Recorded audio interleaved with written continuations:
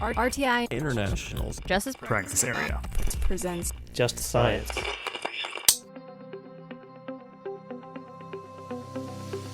Welcome to Just Science, a podcast for justice professionals and anyone interested in learning more about forensic science, innovative technology, current research, and actionable strategies to improve the criminal justice system. In episode 2 of our case study season, Just Science sat down with Tim Fail, Training Capability Lead for Idemia Australasia and Chair of the International Association for Identification's Latent Print Certification Board, to discuss the utility of friction-ridge detail inadvertently captured via photographs as a valuable and potentially underutilized type of evidence within a variety of case types. While the use of latent fingerprints recovered from crime scenes has been established as an important type of forensic evidence for decades, the increasingly widespread use of social media and other digital platforms has contributed to even more opportunities to garner friction-ridge detail evidence following a crime. Practitioners and researchers alike have demonstrated the value of utilizing photographs presenting inadvertently captured finger and palm friction ridge detail obtained via social media posts, other digital forums, and cell phone data to identify perpetrators and help bring justice to victims. Listen along as Tim describes several cases where inadvertently photographed friction ridge detail was utilized to make an identification to a perpetrator, the various methods and techniques latent print examiners can add to their toolkit to analyze and compare this type of friction ridge detail, and his recommendations for ensuring this type of evidence is not overlooked or underutilized within future cases. This episode is funded by the National Institute of Justice's Forensic Technology Center of Excellence. Some content in this podcast may be considered sensitive and may evoke emotional responses or may not be appropriate for younger audiences. Here's your host, Michaela Martin.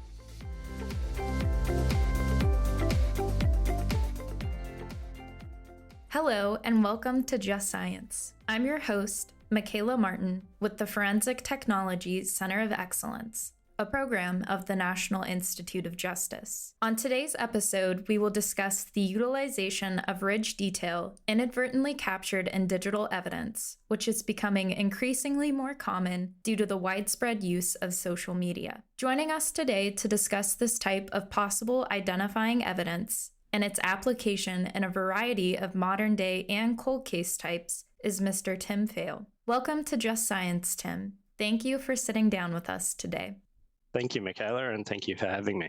Of course. So, Tim, I would love to kick off today's session and episode with you sharing a bit about yourself and your journey to and through the discipline of forensic science. Yeah, certainly. I've had a bit of a varied experience, shall we say, multiple countries. So as you can tell from my accent, I'm from Australia originally. I started in forensics, doing a forensic science degree at the University of Technology in Sydney in Australia. I then started working for the New South Wales Police, initially as a senior crime officer, which is basically a CSI. Did that for a couple of years and then moved into fingerprints in 2005, gained my expertise in Australia in 2009, also got IAI certified, which is International Association for Identification, Certified Latent Print Examiner certification. And in 2012, decided with my family to make a bit of a big move and shifted over to California to the Santa Clara County Sheriff's Office in San Jose. So again, as a fingerprint examiner there, I became director of the fingerprint unit there called the Sheriff's Identification Unit and stayed there for just shy of 10 years. And right around the tail end of COVID times, we decided that was the perfect opportunity to move our family back to Australia because, of course, travel was so easy at that time. So we did get to experience a 747 flight with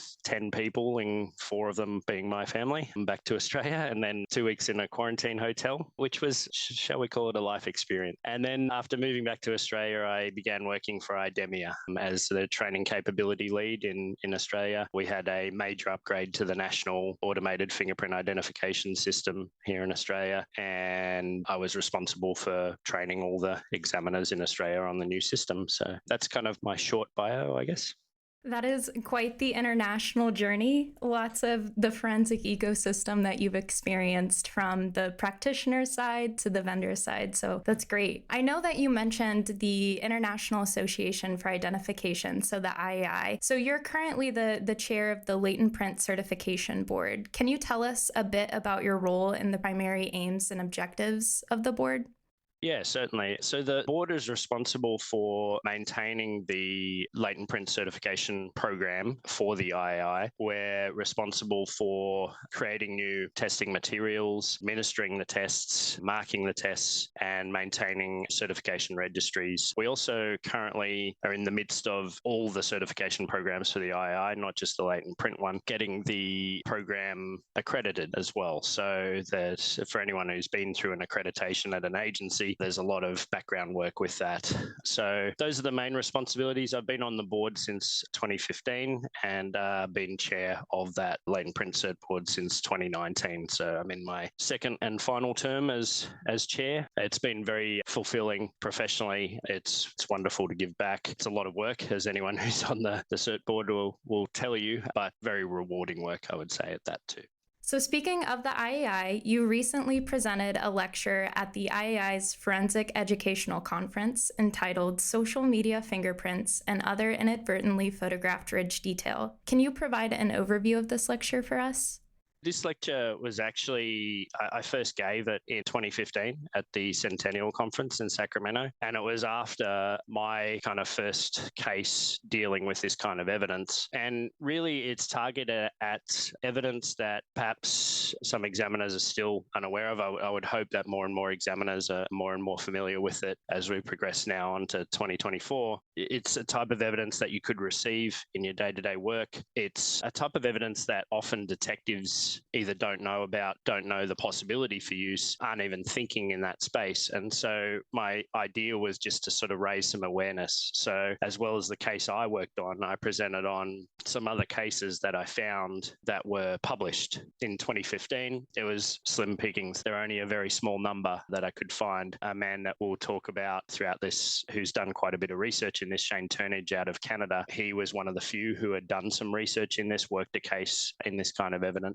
sphere. It was really just to sort of raise awareness with people about, hey, this is actually a kind of evidence that you could receive. It's not controlled, but you need to know how to deal with it when you get it. That's kind of the realm of what I was targeting. Now, I was looking, as always with any lecture, for what you might term a sexy title. So social media fingerprints, I thought sounded quite good. However, I also found that it didn't really capture every type of a circumstance that this type of evidence could happen. So as well as photographs of friction ridge skin that might appear in Facebook, Instagram, other social media posts, it also include inadvertently captured detail in, say, like a photograph on a phone that's been seized in a search warrant. So I don't know that my title of the talk it's a bit of a mouthful in the end. And, you know, the UK, when they decided to talk about it, just called it digital friction ridge detail, which is probably a lot easier to describe. But that's essentially the building blocks of the talk. And then the talk that I gave this year at the conference was just an update. So I had some more recent casework that was in there. In those years in between, I've also created an online course and just sort of giving an update. There's also been a validation study out of the UK, which was a really important extra step in working this sort of evidence. Awesome. And the year that stuck out to me, so 2015, would you say that that is kind of the year that all of this started to emerge or at least become discussed within the community?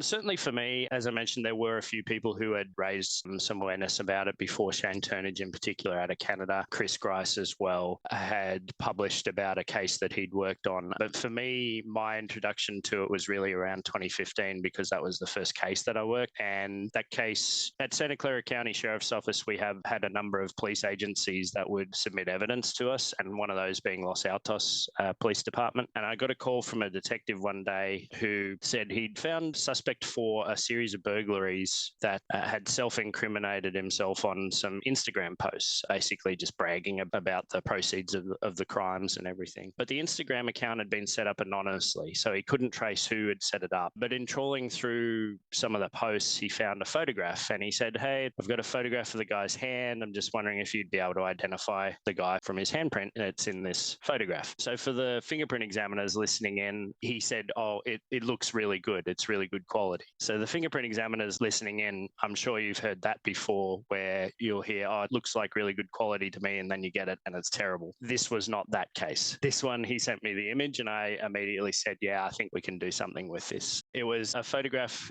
He was actually trying to sell drugs as well, and he was holding a pill in his hand, which turned out to be a clonazepam pill. That pill, just from the markings on it on drugs.com, I could figure out was a clonazepam pill, which had a diameter of 8 millimeters. So conveniently enough, he'd placed a scale on his hand to allow me to scale that accurately to scale as well. Searched it in an automated fingerprint identification or system, or AFIS, and got a hit to a person, provided the information after we got the identification verified to a detective, and he was able to go and investigate that lead and actually recovered some stolen property from that suspect when they went around for a search warrant on his house. So that was kind of my first introduction into this sphere. That same year was when I first gave the talk at a conference and sort of triggered my interest in looking into this type of evidence. Awesome. And you mentioned that there were a couple additional cases that you had spotlighted in your presentation this year that also came out kind of prior to that 2015 date, maybe after that 2015 date. Would you be able to talk a little bit about those additional cases as well? So there had been some published in like Evidence magazine. Chris Grice, I mentioned, had published a case that he had. That was a search warrant photograph where a suspect who was not allowed to possess firearms was holding a gun in a photograph and was able to identify the person from that. Some of the more recent ones that I talked about in the talk at this conference, there was one that probably a number of latent examiners may recognize from 2018 on chat forum called clpex.com. A photograph was posted that site saying, hey, every examiner, can you search this? We need to know who this person is. And essentially they were sexually abusing a 3-year-old girl, and there was a photograph of some abuse and some ridge detail of an index finger was visible in that photograph. These images had been uploaded to a dark web forum that pedophiles obviously like to frequent, and so Detect had found it, had sent it to some examiners. They did not get any identifications from their searches, so they thought, well, let's try everything we can, because this was a particularly heinous criminal who had done a lot of very bad things in the pedophile sphere for a very long time. And so it was posted to this chat forum. So a lot of examiners will probably, if they were to see the image again, they'd say, oh yeah, I recognize that. I searched that back in 2018. So when the guy was eventually arrested, everybody got reverse hits. That was in 2019 when he was eventually arrested. So they did end up tracking him down via other means, but everyone got reverse hits on it after the arrest. But that was one that a lot of people would probably be at least somewhat familiar with because of the posting on that forum.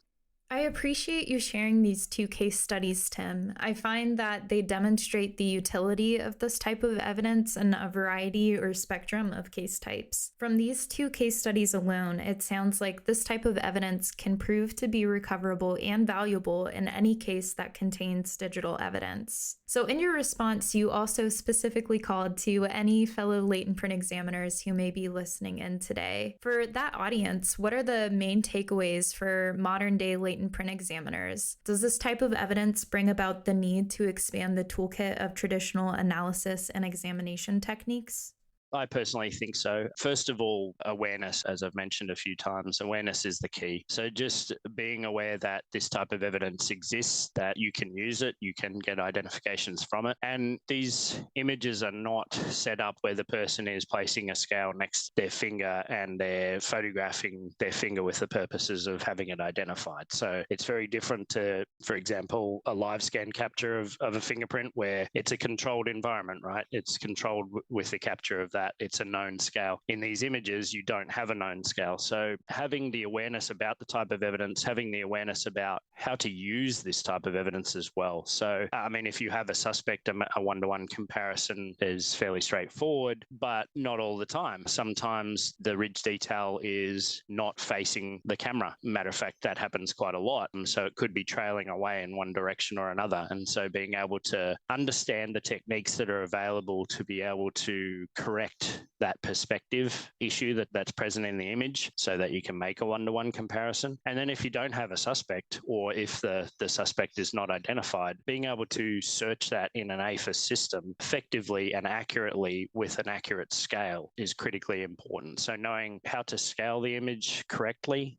how to know that you are within the tolerance that exists for being within correct scale, so that you know that your search has been accurate to hopefully obtain an identification if the person is in the database that you're searching. Those tools are very necessary. I would also say even further than just the analysis of the evidence is the knowledge set to be able to have a conversation with detectives and even other investigators. So like your CSIs who are at a crime scene or at a search warrant who come across something like this, so that they know when they come across this type of evidence that it is a type of evidence that can be submitted to the fingerprint unit and can be useful in the investigation. I think those aspects are really important in today's age as well. You mentioned the importance of scaling quite a bit in that first key takeaway. And so to tie this back to the first case study you highlighted today, what's fascinating to me is the out-of-the-box thinking to look up the diameter of the clonazepam pill as a way to scale the image. With this concept of ridge detail in informal or inadvertent photographs where a scale is likely not included or maybe is included in a non-traditional way, what methods can latent print examiners employ to recalibrate the image to correct the scale? I've narrowed it down to three major ways to do that. And the first one is kind of what we discussed with the clonazepam pill. So if in the image there is an object with a known size and it's in the same or very close to the same plane as the ridge detail, then that known object size could be used to recalibrate your image to scale. So a good example being that pill. Another example being the case of Chris Grice's that I mentioned earlier, where the gun was being held by the offender. That gun, you could tell from the markings what make and model the gun was, and any make and model known of a gun, you can look up the sizing of the various parts of that gun as well. So that is one way, so a known object within the image, but the key there is it's got to be close to the plane of the ridge detail that you're targeting, otherwise your scale is not going to be accurate. The next way is a way that Shane Turnage has published on, and it's using average hand dimensions, and so he's published on, and he's got a nice cheat sheet available for it where it's got average sizes of each of the phalanges, each of the sections of palms. So using that, it may not be super accurate, but what I have found through my research and others have found through their research is that AFIS systems have a pretty high tolerance for error margin in accuracy of scale, to the point where I found there were only issues if the scale was out by plus or minus 20% out of correct scale. That was when I started to see a negative effect on the AFIS searches. So there is quite a decent error margin built into AFIS systems and their searching algorithms with accuracy of scale. But obviously with that in mind, you want to be as accurate as you possibly can be. That's the second method, is by average hand dimension size. And then the third way is by a ridge count. Ashbauer's book,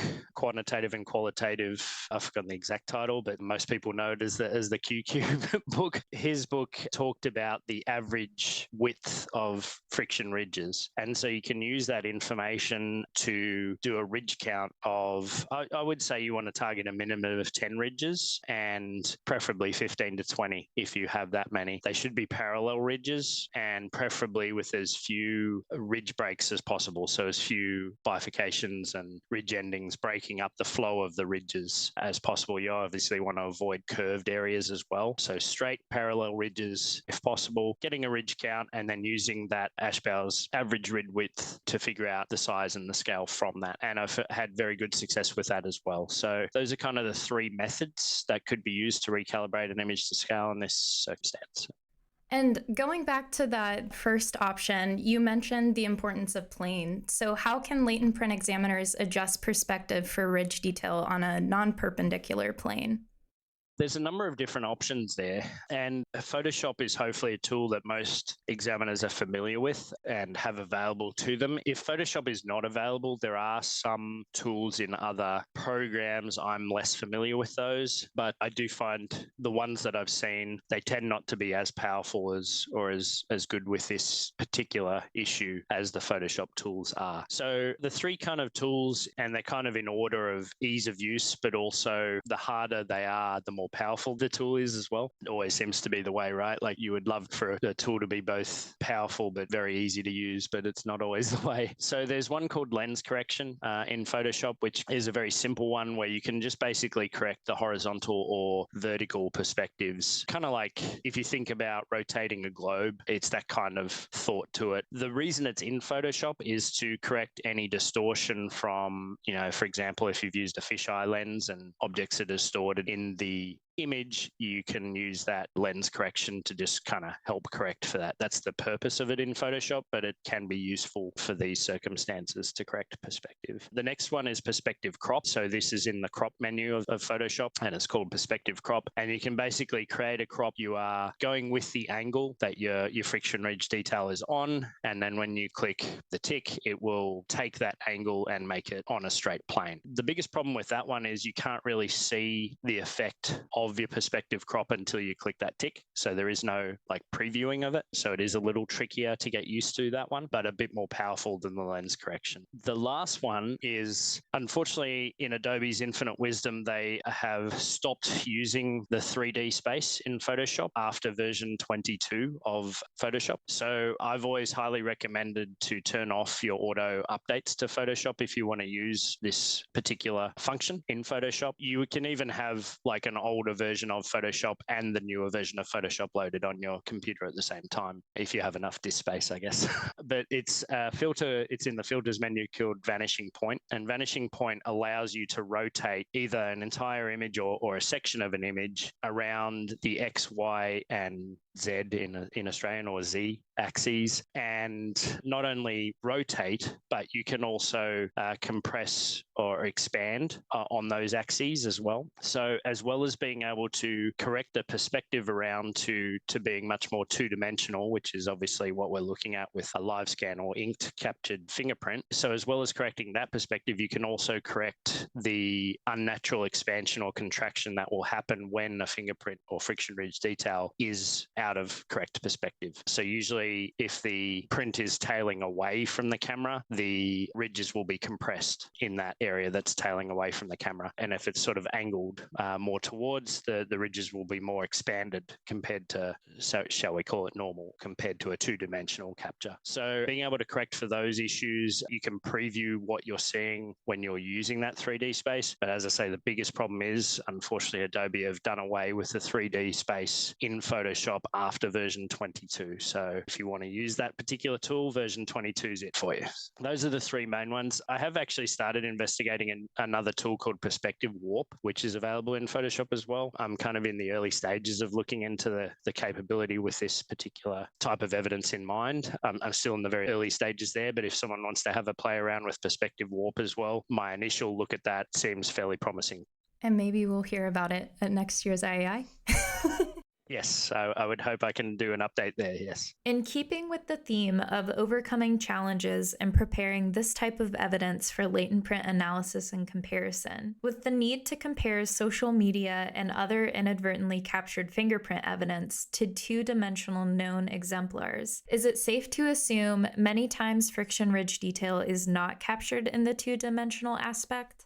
Almost always, that's the case. The times where it is captured in a two-dimensional aspect is, and there is a case out of Australia, which was a really good one of this, where, again, it was a very boastful sort of enterprise by the criminals involved here. They had committed an armed robbery. They were waving a gun in front of the camera. They were smart enough not to put their face in front of the camera. They had a whole bunch of cash on the bed, kind of waving the gun in front of the camera. And the light in the room, as the gun was being waved in front of the camera, if you pause the still of the video, the light shone on the gun at such an angle that you could actually see a latent fingerprint on the gun because it was a shiny metal. So that, in that case, that's a two-dimensional print, right? Because it's a latent print as opposed to friction ridge skin. That was a pretty cool case as well because they were able to calibrate that one to scale via a ridge count and search it and get an identification from that print on the gun.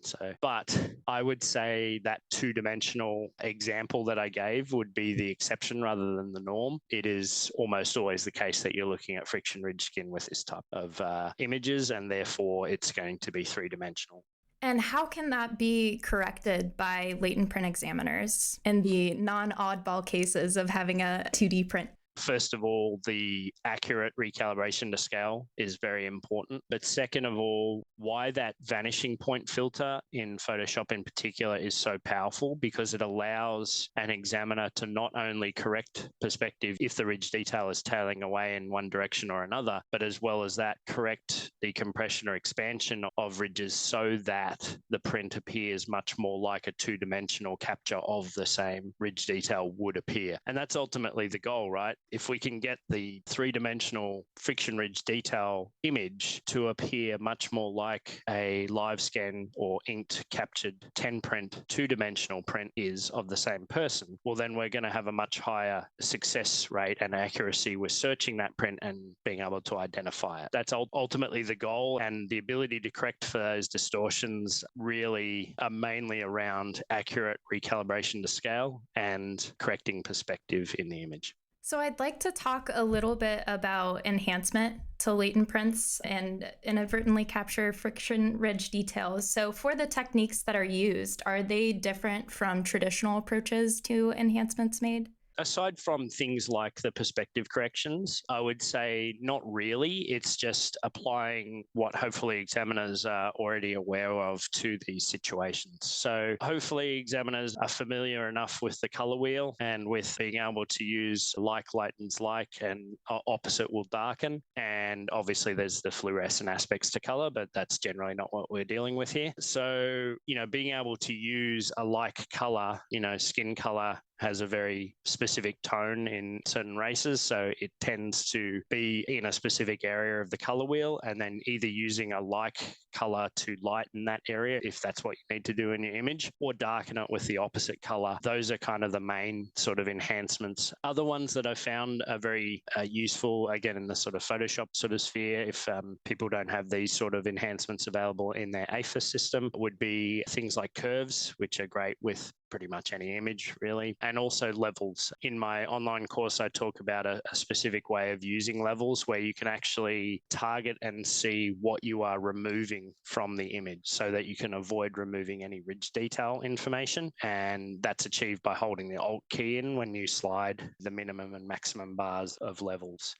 And one other thing I'd like to talk about is in this era of heavy use of social media times, a lot of times we see photographs that are altered by the poster via filters or even the application of artificial intelligence. Does the use of this type of technology lead to any challenges or considerations for this type of evidence? Yeah, certainly. One of the areas that examiners really need to be aware of is control of the audit trail of your images. And that should be a standard practice with any type of evidence, right? Regardless of the evidence. With this type of evidence, it's the images that, especially if they've been posted to social media, those social media sites, all the ones to my knowledge, there is some level of automatic processing that the social media site applies to any image that's uploaded to the site. Usually it's a compression so that they limit how big the file sizes are that are being loaded onto the site for fairly obvious reasons there. But yeah, things like filters obviously available, whether they're on the camera itself of a particular phone, or they could be in a software application. Snapchat is famous for having a lot of filters, right? Or even the social media site itself might have some filters that you could load it with. So you load an image and you say, I want to apply this filter to it. So those filters, though, by and large, will leave traces in the metadata. So they will be traceable. And the key with this type of evidence is controlling the audit trail from the moment you can, which you can't control it from the moment of capture, obviously, but from the moment you receive it, you can. And so having that audit trail controlled from that moment. And then if there's any question about any alteration that might have happened to an image before you got it, hopefully there would be traces in the metadata. So being able to have the metadata analyzed in those circumstances as well would be important. But it's obviously a concern with this type of evidence. There is a possibility that,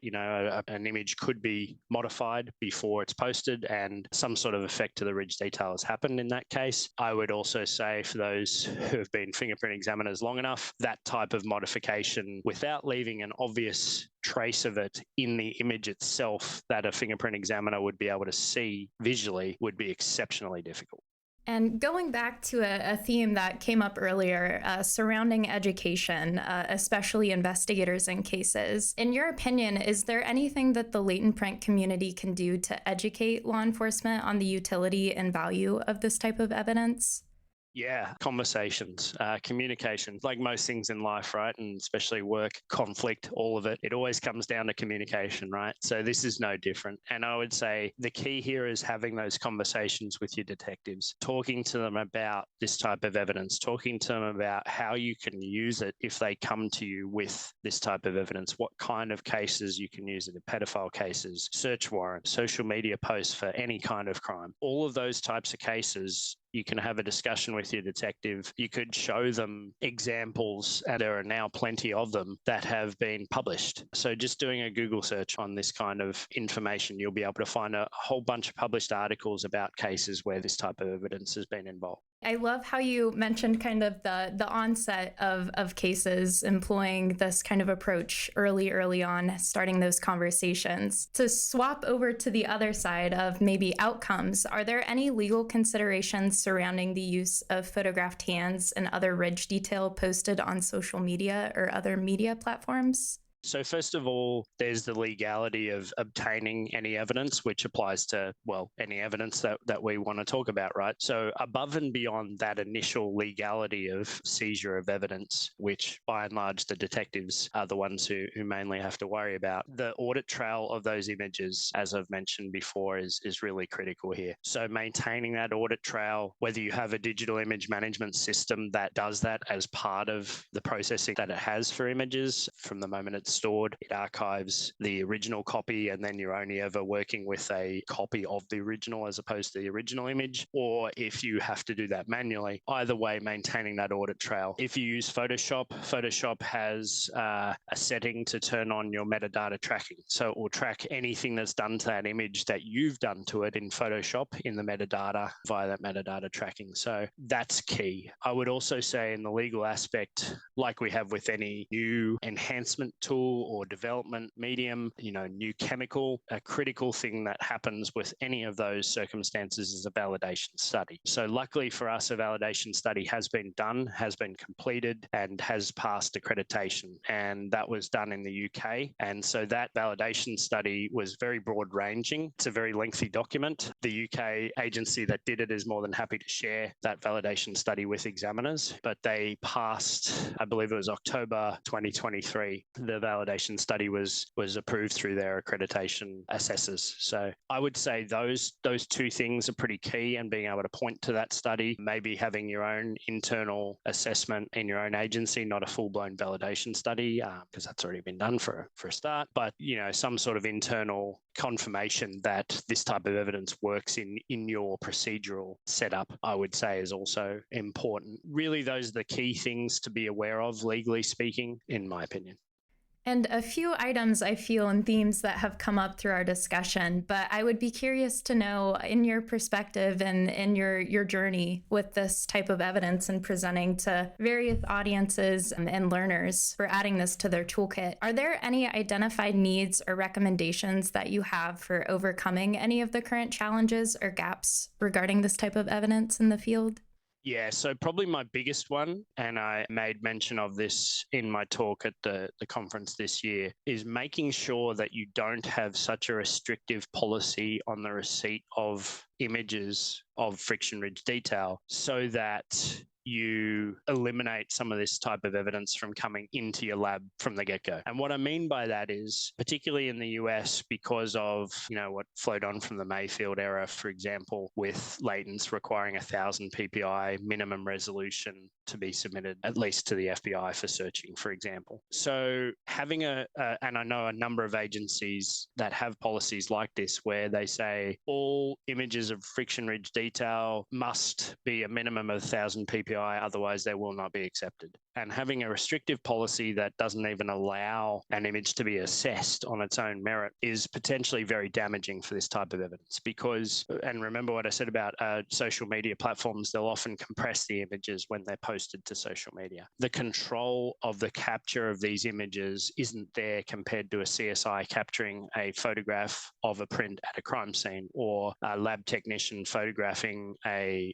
latent on an evidence item where they know the camera settings they they have to use. They know how to photograph a print so that it's a 1,000 PPI when it's recalibrated minimum. With this type of evidence, though, that's not the case. Now, with the quality of phone cameras just getting crazier and crazier, it tends to be a bit less of a problem these days, but it still definitely exists. And so not having such a restrictive policy to preclude receiving an evidence image if it happens to recalibrate to under 1,000 PPI is really important here. So that very first case that I talked about, the 2015 one out of Los Altos, when I recalibrated that to scale using that clonazepam pill as a scale, it came back to around 320 PPI. So it would be very much below what most examiners would consider as acceptable, being either 1,000 or some use 500 minimum. However, every time I've put that on screen, which I did again at the conference, and I said, who here in this audience believes that this print